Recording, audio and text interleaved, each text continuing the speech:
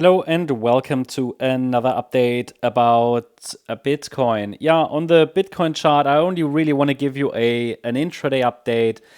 We just now see a little bit of momentum come in here. The wave structure that I explained to you in the previous video is still relevant. For those who are interested in the bigger picture, feel free to check out the first video from today. In this video, I really just want to give you an idea of the nano structure. The overall idea is still that we could get one more high, right? So we have not broken below our last swing low that formed on Friday.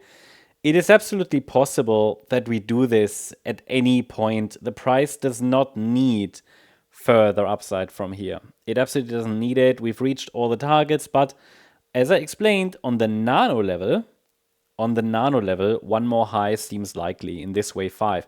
There are different, there are different wave structures here that are possible to the upside, but I'm tracking a 5-wave move up.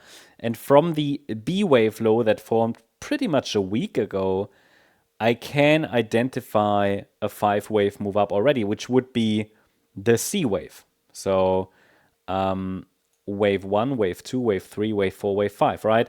Perfect. But it's just that this, what would be the 5th wave, while it is a higher high, and while it did form 5 waves in a C wave, which is what we want to see,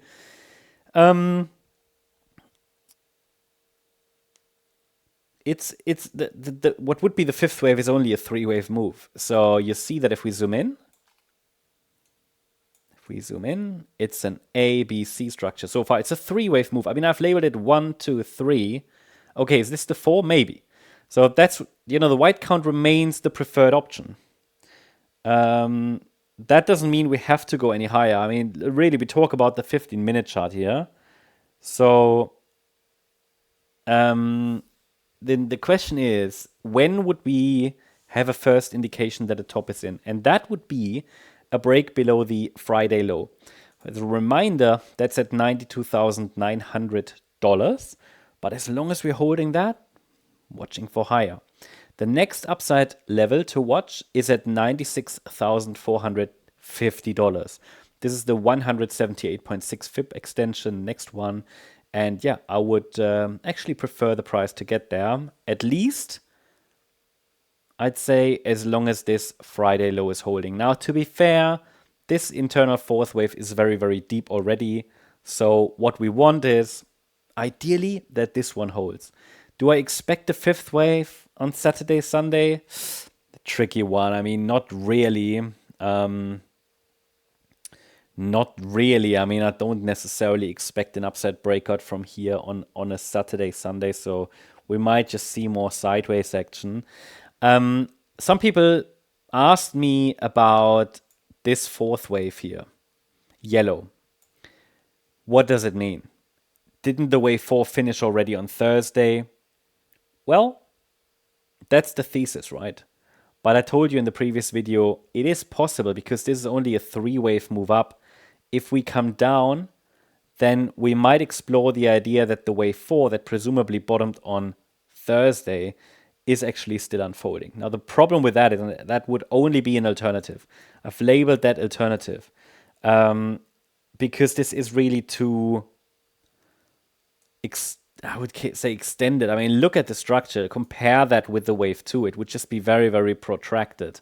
So I don't believe that, right? That means actually that once we break below that red line at 92,900, that we're likely already in the larger degree 4th wave. So it's quite far away from where we are now. There's no guarantee we will go down that low in the 4th wave. I've wrote an article in our membership explain how these support areas need to be understood, because a lot of people think they have to be reached. No, they don't have to be reached. They are simply boundaries. They are parameters that need to hold. They are not like targets must hit areas. It's not like that. They are areas that need to hold to keep the uptrend alive. And then as long as we're holding above that 61.8 retracement at pretty much 82K, the focus can be on higher for maybe one more high in the 5th wave of the A wave. Yeah. But for now, the question is whether we get another high or not. As I said, I prefer one more high, even if it's just on the nano level. But overall, I mean, like in my opinion, like 95%, 99% of that move up is already done. So anything higher from here, while it would be preferred, you see that the sellers are starting to come in.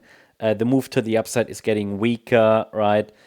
It's just that, why do we still watch for higher? Well, in my view, that move down is in 3 waves, and also it's only a 3 wave move up, so it kind of looks incomplete. One more high would be more, let's say, more complete, and we're also still holding above the last swing low. So I also explained to you my reasoning for expecting one more high when we hit this low, and that was similar. 3 wave pullback, we were holding above our support area, and the structure suggested one more high. Well, that happened.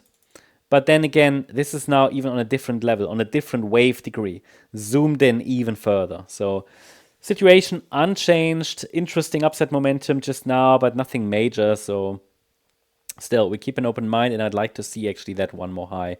That would be ideal. But please note that probabilities for a top in this larger degree third wave increase with a break below 92,900.